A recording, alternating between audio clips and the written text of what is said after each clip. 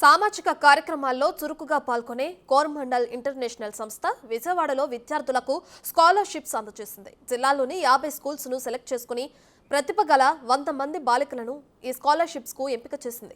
ప్రతి జిల్లాలో 100 విద్యార్థులను సెలెక్ట్ చేసి 2006 నుంచి వరుసగా స్కాలర్షిప్స్ ఇస్తున్నారు. ఇప్పటివరకు 18,000 మంది విద్యార్థులు ఈ స్కాలర్షిప్స్ అందుకున్నారు. స్కాలర్షిప్స్ అందుకున్న వారిలో చాలా మంది ఇప్పుడు సాఫ్ట్వేర్ ఇంజనీర్లు, డాక్టర్లు వంటి పెద్ద పెద్ద హోదాలో ఉన్నారు. విద్యార్థులకు మాత్రమే రైతులను కూడా ఆదుకోవాలనే ఉద్దేశంతో సహకార సంఘాల ద్వారా గ్రామీణ మహిళలకు డ్రోన్స్ పంపిణీ చేయనున్నట్లు కోరమండల్ ఇంటర్నేషనల్ సంస్థ వైస్ ప్రెసిడెంట్ జీవి సుబ్బారెడ్డి తెలిపారు. రేపు గుంటూరులో, హైదరాబాద్లో కార్యక్రమాలు నిర్వహిస్తున్నట్లు చెప్పారు.